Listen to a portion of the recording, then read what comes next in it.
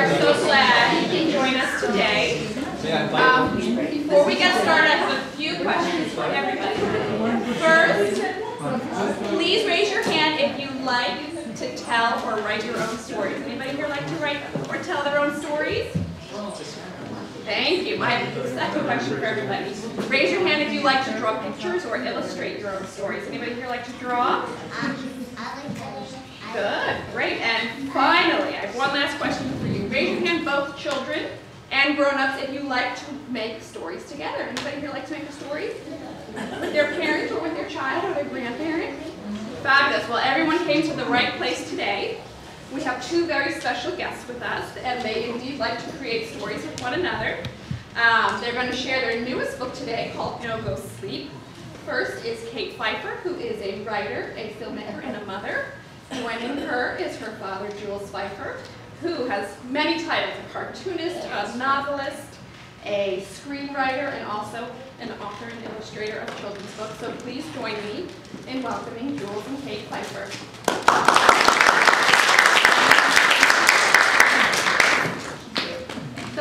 We love coming to the New York Society Library. It's my favorite library, one of my favorite libraries. Certainly, I just love it here. In fact, there's a mention of the New York Society Library in this book that comes out in May. But that's not why we're here today. So I'm Kate. That's why I'm here today, because the only way she won't show me her books. The books I don't illustrate, I never get to see. So the only way I can get to see this book is to sneak in here and find this copy, and I'll have to steal it before I can read it because she's embarrassed to show me anything that she doesn't want to exploit me. It's a process. It's a process, as we're going to talk about today. So, the process for us working together began with him. I'm going to try doing this. This handsome fellow is Henry. What? Can you see? Here, I don't know, can you? Yes. I don't know where to go here. This is Henry in pink. We decided not to do Henry in pink together because I had already done a book about pink. This is Henry getting his close-up. And this is Henry. Who can tell me something rather unusual, a little odd about Henry? Yes? He does not have a tail.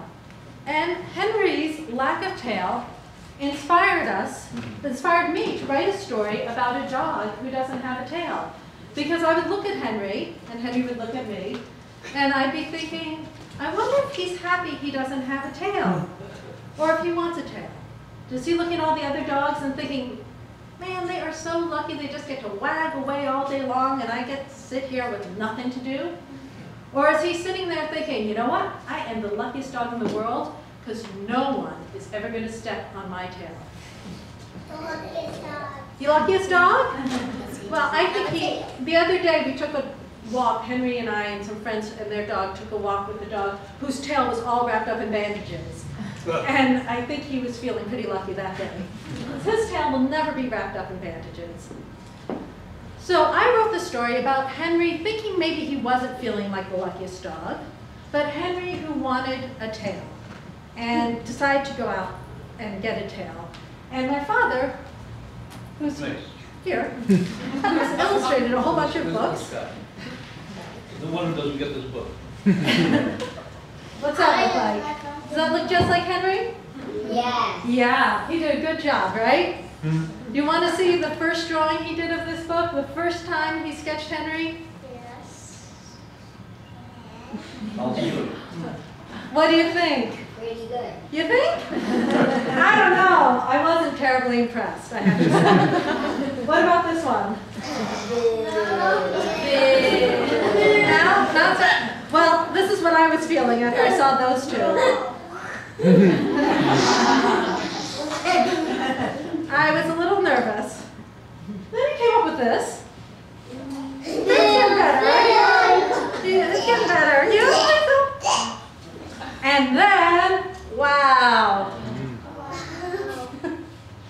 He's so sad. He's so sad. He is sad because he wants a tail there. You're absolutely right. He's looking at the other dogs in this picture. The other dogs that have tails. And I'm going to let him talk a little bit now about how he gets from this, his sketches, to the beautiful drawing. That's Henry and his friends talking to Pip, who can do tricks with her tail. Pip, would you like to talk a little bit about drawing Henry? Or do you just want to read this? I'm done for now. Okay, let me talk about this book. Well, up until I drew Henry, who was a real dog, I had never actually done a real dog. The closest I came to dogs, I did a book some years ago, and it starred this dog as a cartoon dog.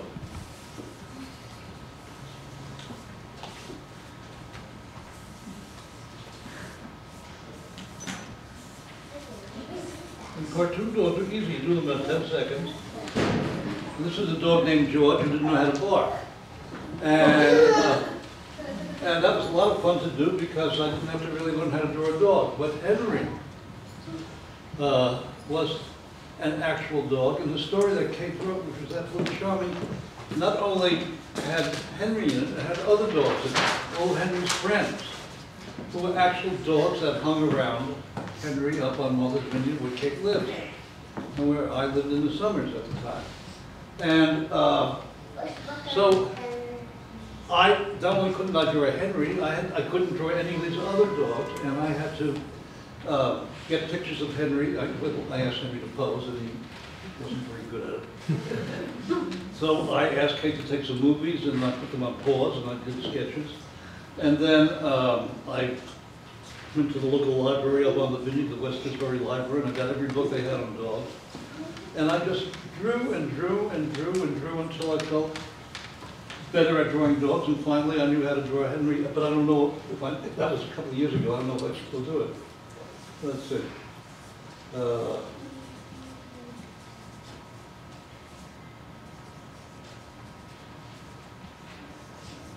The thing about Henry is he's very soulful, and he had all his hair. And I'm sensitive about creatures who have a lot of hair. It's a hard adjustment for me to make to believe that they belong in the world. But, so,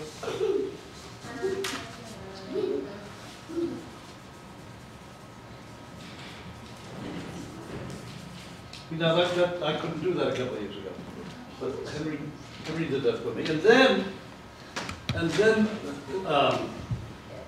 because Paul happened to get an idea for a book about the first 100 days of President Obama and them buying Sasha and Malika a dog, suddenly there was another dog book in the opening.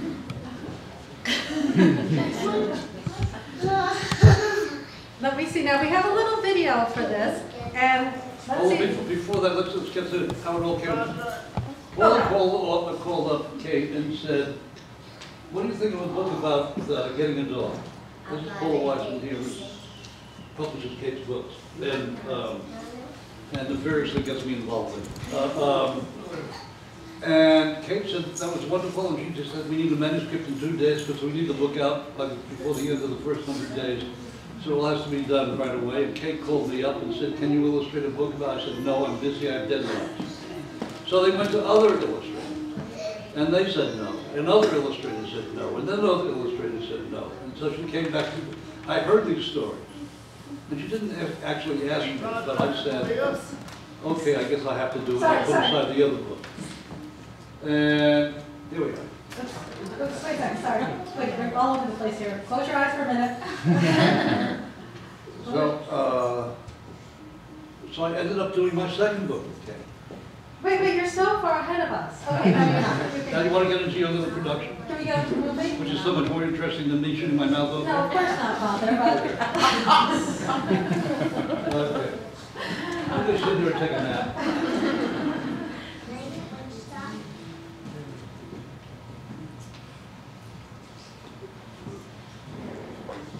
working out. Oh, that's interesting. Oh, no.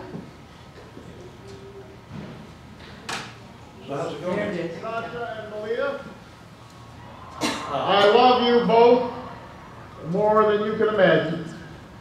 And you have earned the new puppy that's coming with us to the White House.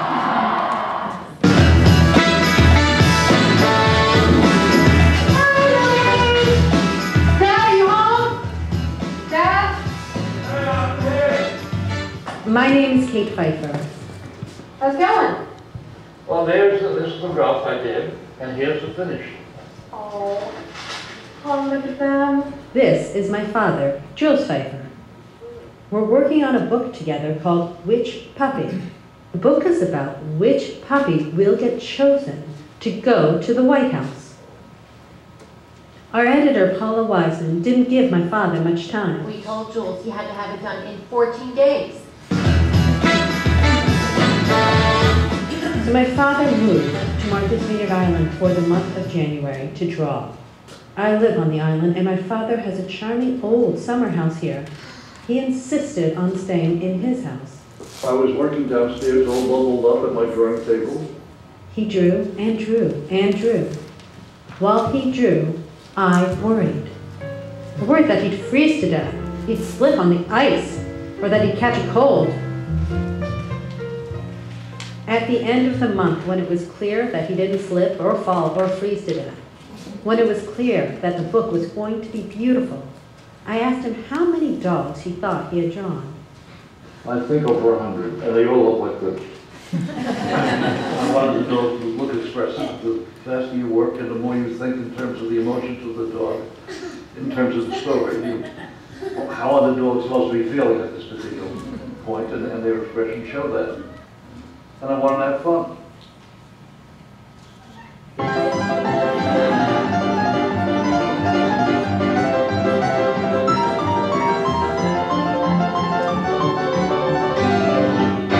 Doing this was a lot of fun.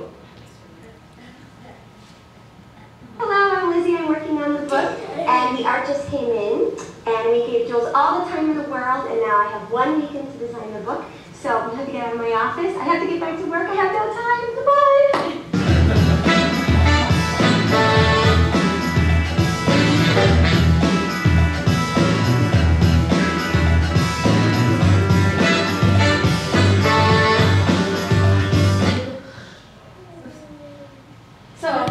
That's what I look like after my father came to me. So stressed out. Hates me. He had a great time though. Now you can talk about drawing. What film? What's that? What do you You want to talk about drawing which puppy? Oh, the drawing you see up there is how the way these books begin. Once the script is written, once Kate writes the story and the book falls off the table,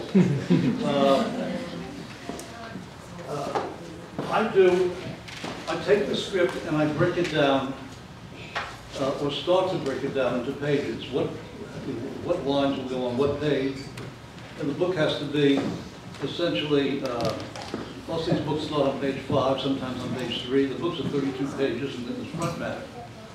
So you have a limited number of pages to do the drawings in and tell the story in.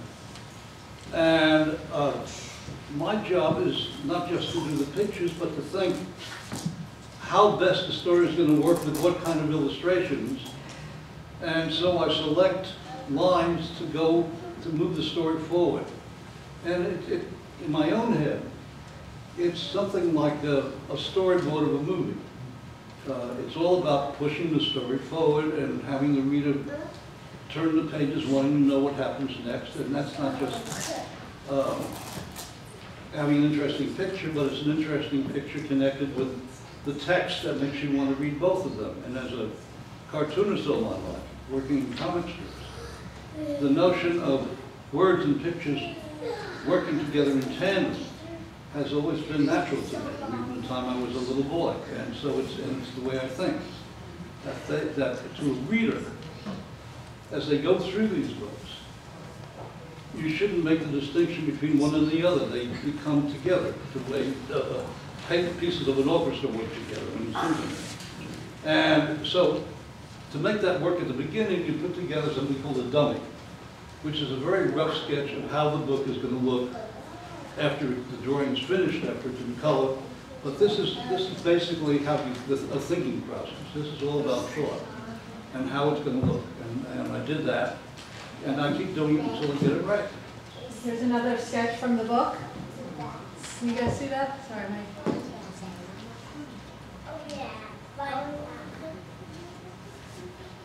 This was a roly-poly wise dog. Which doesn't exist. I had to make up a roly-poly dog.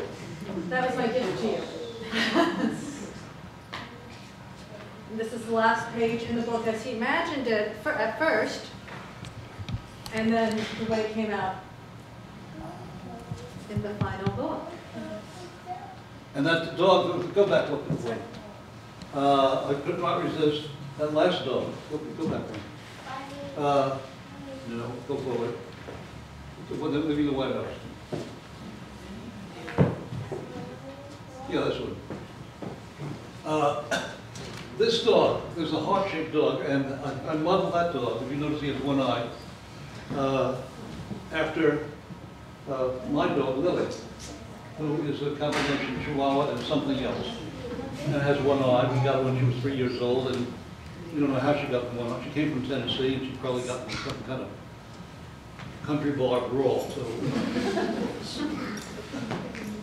So our third book together that we did came from a story that happened. It was a true story that happened during my childhood and his not childhood.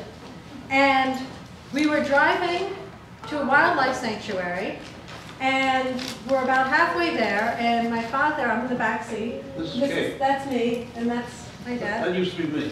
And that used to be me. Now that's my daughter. He says to me, we can't go, it's raining. And I look out my window and I say, well, it's not raining on my side of the car. And he keeps driving, and I'm not going to let anything stop us from going on this trip. Not even his claims that it's raining, when I knew full well that it wasn't raining, because it wasn't raining on my side of the car. And that's the cover of our third book together, and I just have a few slides from this.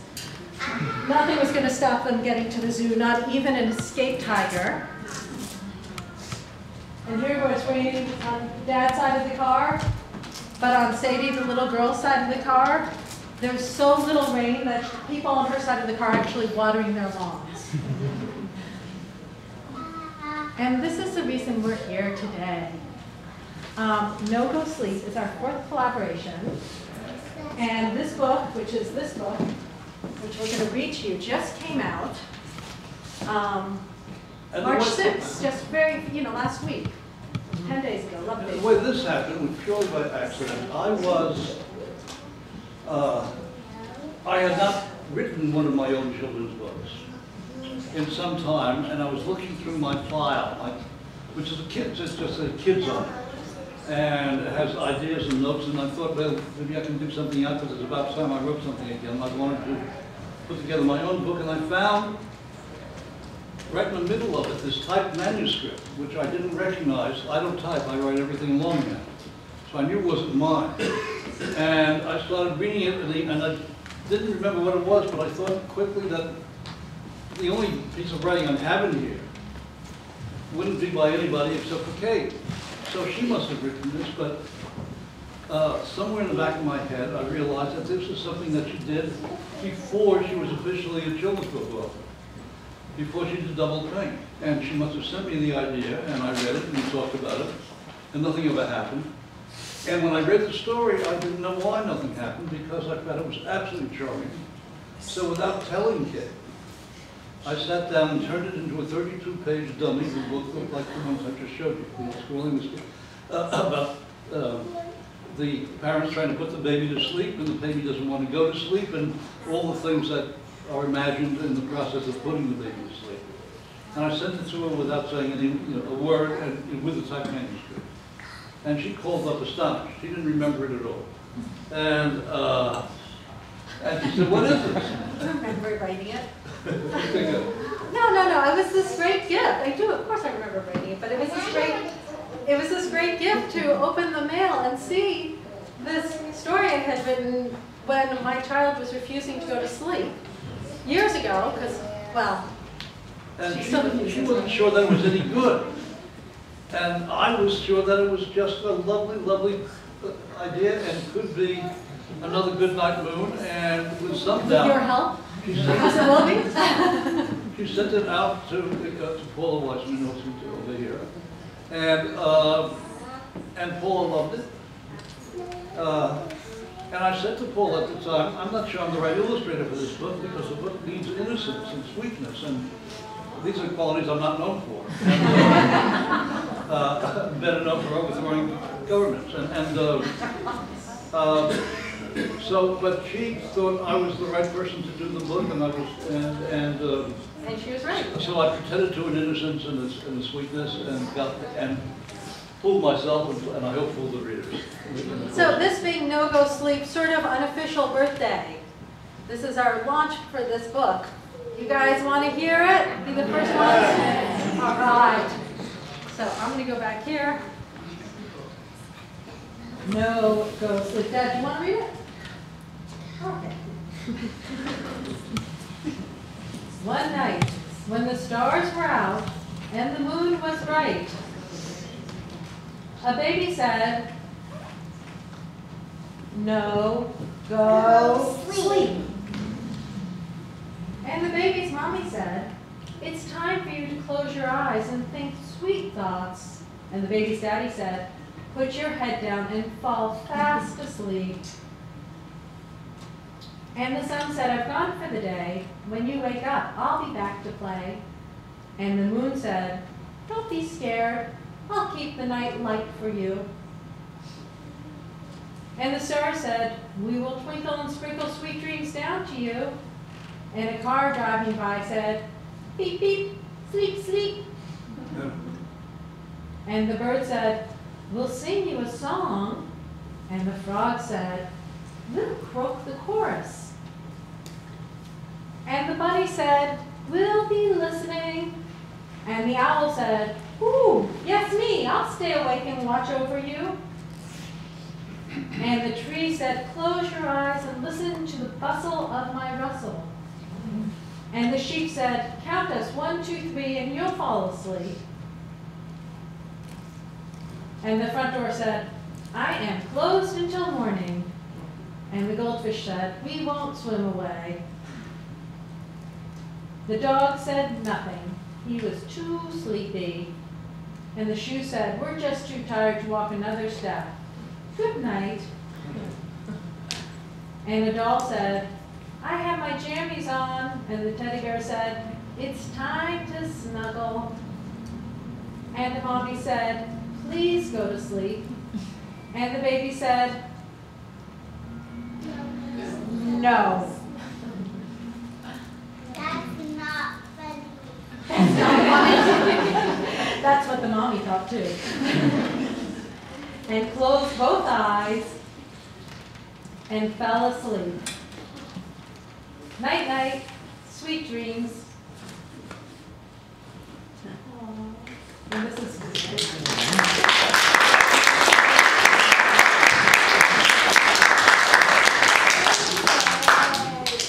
so any child or adult, because after, it seems like when you're young, sometimes it's hard to fall asleep, and then when you get a little older, like my age, it's hard to fall asleep again.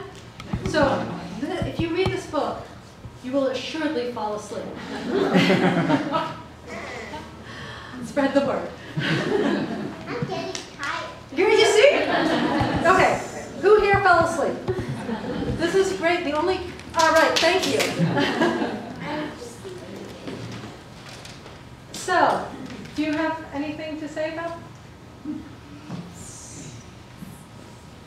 Well, this was in some ways the hardest and most satisfactory book of illustration I've done, of all the books I've done, because it forced me to think in terms of simplicity and innocence and kind of reduce not just the story, but the feeling behind the story to essence. And And if you look at these drawings, and these are the early scrolls,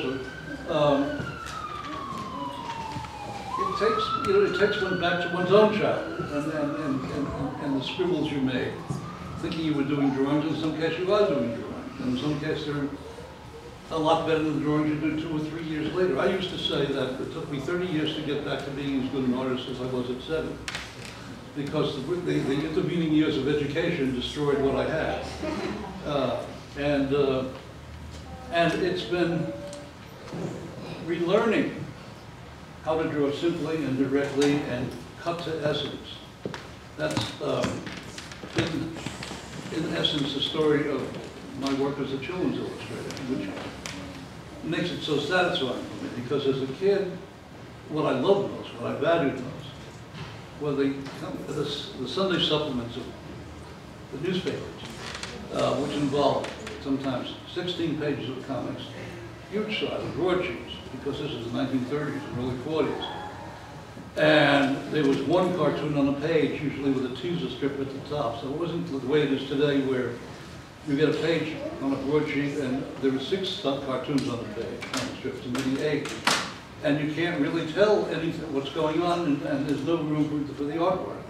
But the artwork that I used to see as a kid, in this essentially black and white world of the Great Depression, the movies were in black and white, and there was no television, just radio, and nothing digital, and nothing. I mean, the great form of entertainment was the comics, and particularly the Sunday color comics, and they were magical to me. And to have the opportunity,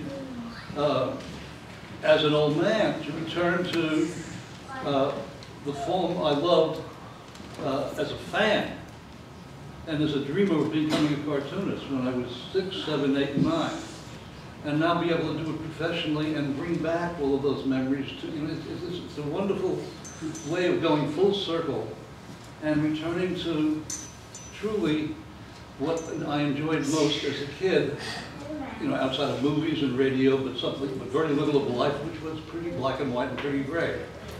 So it's a continual joy to do these books, because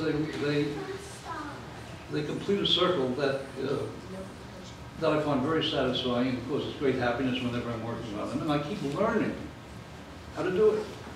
I keep doing things for the first time, and I keep figuring out how to do it. Or not so much figuring out, they just happen, and that's nice. That accidents happen that are so wonderful. And so it's a glorious opportunity, and I'm grateful to Paul and all the other editors I've worked with who allowed me to basically play in public all these years. Do you guys have any questions?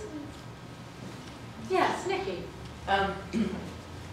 Did I hear correctly that this book actually came before Double Pink, the copy for this? I wrote this book one of many, many long nights. And you've written how many books now? I'm just... 11. How many fingers? Woo! I still didn't count. 6? 10, 11. 11 books, right? So in other words, you were working on becoming a children's writer, and you took this first idea, and you sent it to your dad as a possibility for doing a book, but... Well, I think I probably sent it to him, not with the thinking of him illustrating it, more as a, what do you think? What do you think of the copy? Right. And is it a possibility? But it was another 5 years before you actually collaborated, right? It was Well, she was not a children's book author at the time, so the idea of me illustrating it would, it never came up. It was just, do you think this is any good? And I said no, and you put it in the drawer. You put it in the drawer. So how long was it before the two of you did end up collaborating? Oh, over 10 years, I think. Well, no. No, 20 years? Henry was published in 2007, so we probably started working on it around 2005, or 2004, 2005. Maddie was born in 1998, so I probably wrote this book during those sleep-deprived years following that. So there were 3 or 4 years before I, 5 years maybe. And did some interim filmmaking work. And did some interim filmmaking work, yes. And, okay, so yes. I didn't know that chronology. Thank you. Nikki, what used to be my writing group at Martha's Vineyard. So Did I not read that story to group? I don't think you read that one. I think you were working on some children. And this is a little bit of history of Kate Feiffer, because she won't tell you. They were doing some children's education in terms of, and then you were working on Mott's and Mistletoe, which is a fabulous film, if you haven't seen it, about the combination of integrated marriages, or how shall we say bipartisan marriages, and then went on to children's books. This is a short history of Kate Feiffer. Thank you. She was my publicist and biographer. So thanks, Nikki. So any other questions? Yes. When you were a child, did you think about being a writer or an illustrator just given as an influence you were growing up with, or was it? No, I didn't. I think well, it wasn't not an interest. I just, I think I was, well, as a child, I liked to write and I liked to draw. And we used to do cartoon strips together where he'd do one panel and I'd do one panel and we'd do one panel. But I think as I got older and started thinking, what do I want to do? I think there was too much baggage for me being his daughter to want to go down that path. And then I moved to an island. And suddenly the baggage, I had a child and all that baggage didn't matter. And suddenly it's like, oh, you can do what you want to do because there are no other jobs for you here anyway. So, so. Any other questions? Yes. Other than your own, which is your favorite children's book? Other than my own, which is my favorite? Well, I don't think, oh boy, that's tough. Your father? Oh yes, other than his and mine. Oh, that's tough. There's so many amazing ones. I mean, the one that came, and I don't know if this is my favorite, but the one that popped into my head, and it is The Giving Tree, but I don't know if that's my favorite. There's just so many. I'm not good with favorites, but there's incredible books out there. The Big Bad Strawberry. What's that book? They're just. I'm not going to answer this effectively. I'm sorry. Dad, do you have a favorite children's book? For picture books, forgive me, I forget the name of the book, but what is it? No. No Go Sleep? No. The kid. The No. David. No, David. No, David. I think that's an absolutely brilliant book, and it works every time I look at it. And for the somewhat older children, like the parents, I think the classic and one of the great books ever written for children or for anybody is Charlotte's Web, which affects me every time I look at it. And I once happened to listen to an NPR recording of E.B. White reciting the book. I just quoted at the end, and when he gives the last line of the book, I broke down. Yes, Paul? Have you or any of your family members ever appeared in your or your dad's books? Well, other than Henry. Other than Henry? Yes. Well, my daughter, Maddie, who is passionate about the color pink, inspired my first book, Double Pink. When I started, the day when she asked me if she could change her name to Pink, then I started getting truly worried, and I thought I wanted to write a story about a girl who takes her love of pink too far. But Bark George, in my father's book, Bark George, there's a picture at the very end of the book. So he had written Bark George, Maddie was born, and there's a picture at the very end of the book where he's pushing us, where I'm in it. There's a crowd scene walking down Broadway, and there's a crowd scene, and I'm pushing a stroller, very pregnant. So anticipating child number 2, which we never got, grandchild number 2. But also his book, The Daddy Mountain, was inspired by my husband and daughter, The Daddy Mountain. We were on a family vacation, I guess it was Dominican Republic, and Chris, Kate's husband, was in the pool with Maddie at the shallow end, of course. And he was standing there, lounging, watching her. And she insisted that she put out her hand, but she didn't. She started climbing. And she gave him instructions because he wasn't doing it right. And I sat there marveling at this tiny little thing, ordering her, very powerful looking, muscular father around. and him complying completely to every one of her demands. And I said, this is a book, you know, a how-to climb your father book, an instructional guide, you know, a manual for 3-year-olds. This is the way you go about climbing your old man. So I just did the story of the book is this little red-headed girl, Maddie, who's Maddie, is basically in the first person talking and telling all the other little children how to climb your father.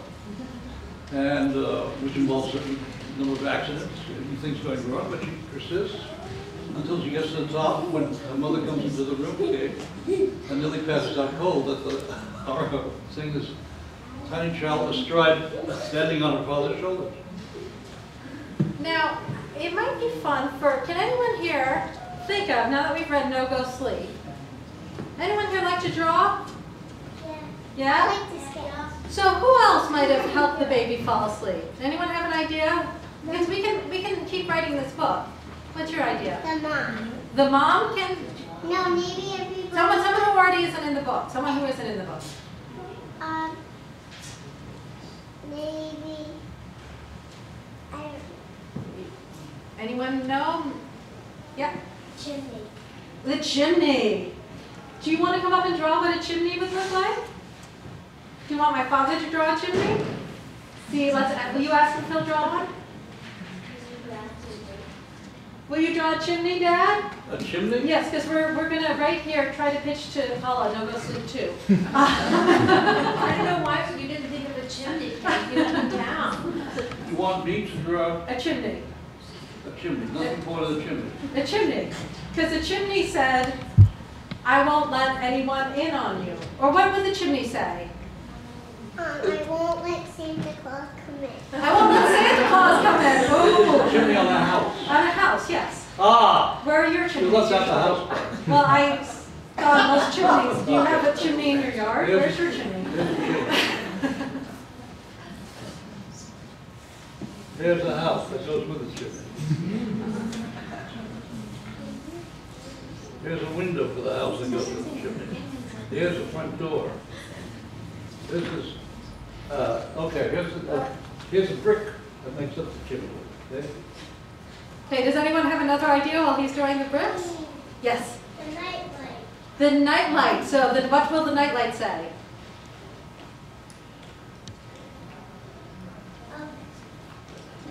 And here is Santa Claus who's been stuck in the chimney. Do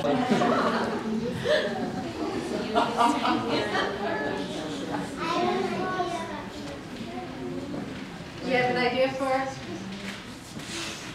Santa Claus stuck in the chimney. Santa Claus stuck in the chimney. Should I see if anyone else has an idea for it?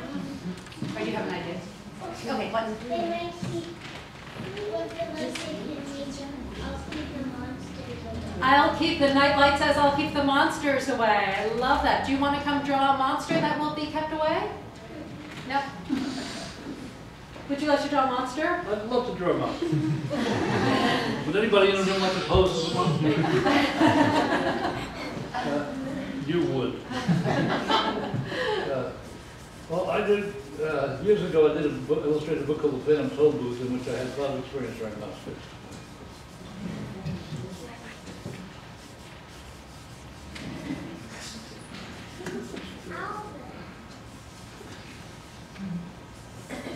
I like that. The night light says I'll keep the monsters away. And do you have an idea? What's your idea? How about the monster says, scare the monster away? So the monster is also going to scare the monsters away? So the night light is going to Scare the monsters away. Do you want to draw a monster after he's done with his monster? Oh, good.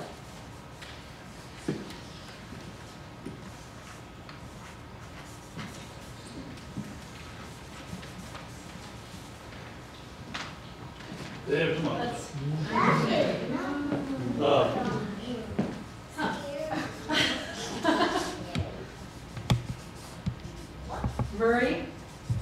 Murray the monster. I don't know if monsters named Murray were that scary. I bet you can draw a scary monster though. Would you draw a monster? She's going to draw a scary monster who isn't named Murray. So anyone else have another idea? Yes. Well, okay, but I give you the idea. That the rattle said, I won't make any noise. I love that. The rattle says, I won't make any noise. Do you want to draw a rattle? Okay, as soon as we're done with our monster. Does anyone have any other noise? Any other ideas? Yes.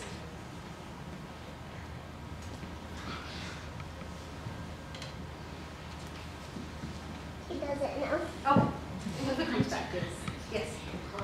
The window says, I'll make you go to sleep, but I won't let any moonlight inside. I won't let it. The window says I won't let any moonlight inside. Very good. Would you like to draw the window? Shutting out the moonlight. Okay, we have to wait till we have the monster, then the rattle, and then the window. How's that monster coming? What's that? It's coming along? Do we have another pen so we can do twice? Carrie, do we have another? Okay, so anyone else? Would you like to? Let me see, I might have a good one if that one runs out. Anyone else have an idea? For what else? Because this is good because my editor's here and we're going to have the second book written by the end of today. So this is great. Any other ideas? Oh, so now you've run out of ideas. Okay, what's your idea? The door says, I won't let anyone come in. The door says, okay, that's great. You want to draw a door? Okay, let me find some more. Now, it has to be understood that any good ideas that come up from these kids' drawings are copyrighted by Kate.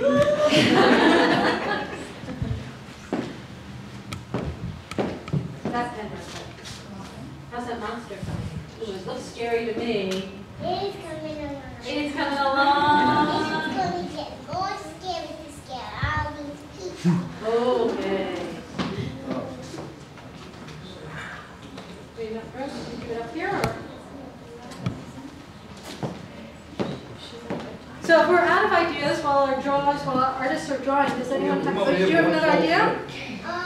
The music says, I'll stay on so you can fall asleep. I love that. Now is the music on a CD or is it on a CD? What would you draw for that?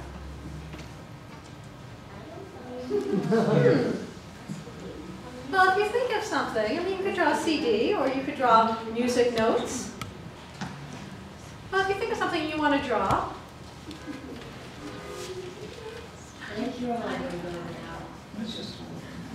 Okay, any other ideas? Yes.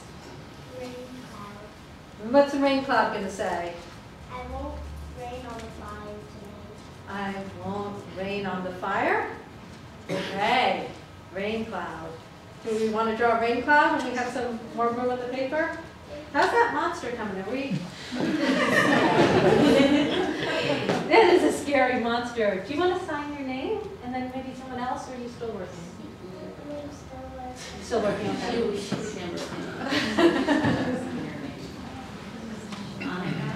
And are you still working? Oh, look, you're the. And this is the window? That's the door, with the door.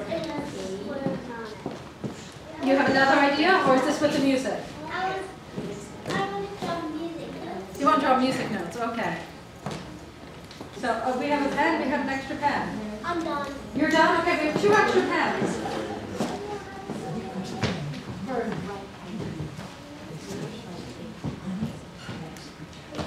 Just 1 extra pen. Still, monster still. Can you reach over here or over here?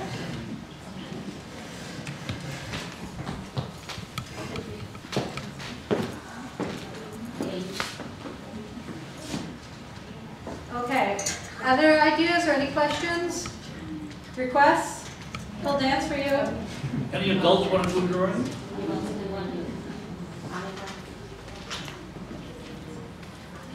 So, did you have an idea?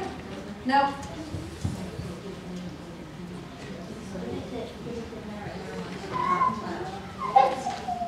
Well, while they're drawing, shall I read you the little bit about the New York Society Library from my upcoming chapter book?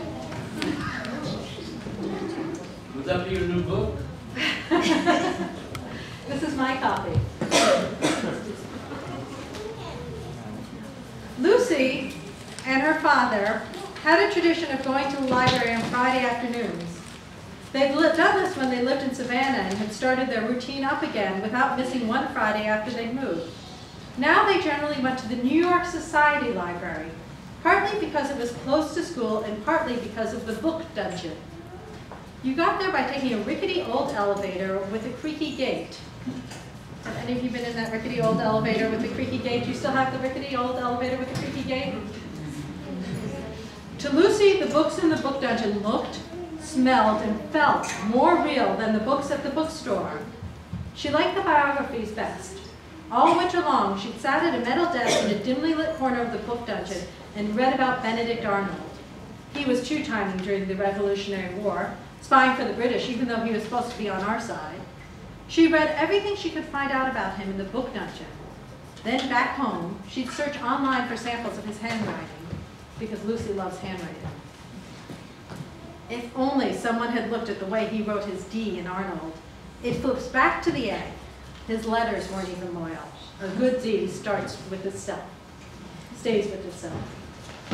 So that was my tribute to this library, which...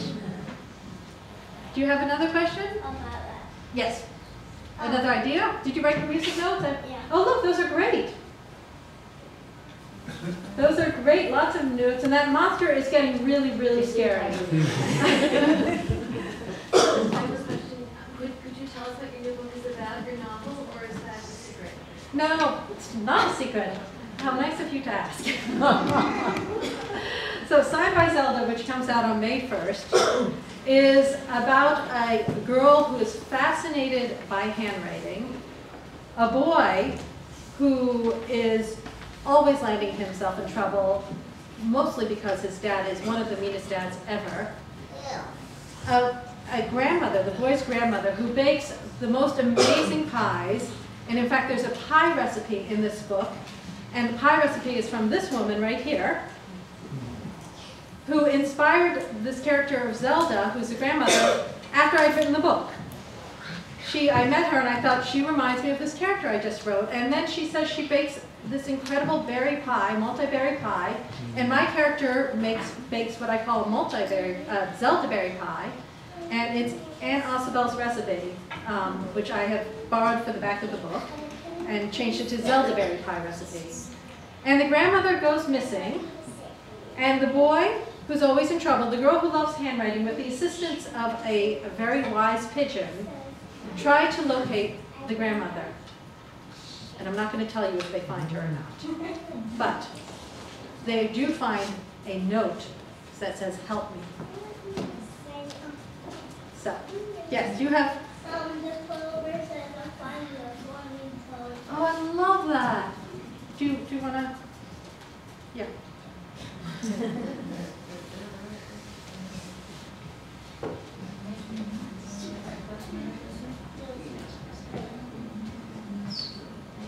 Any else? Did you have one?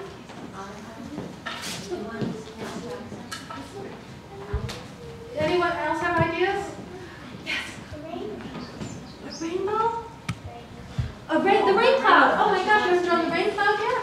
No. Please, draw the rain cloud. I'm so sorry.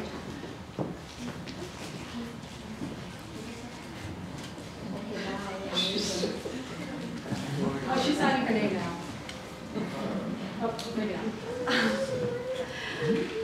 All right, any other ideas? Any last words? Dad?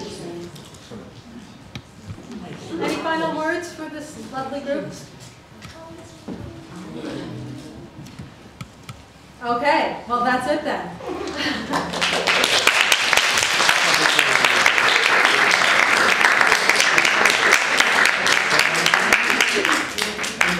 Books there by Kate and illustrated by me, that we would be happy to sign. Yes, there are books for sale. If anyone wants them, we will happily sign them. Well, thank you both. And can we see the scary monster? Would everyone like to see?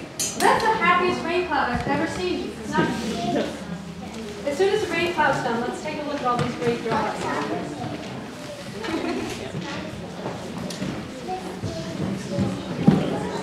That is one scary monster.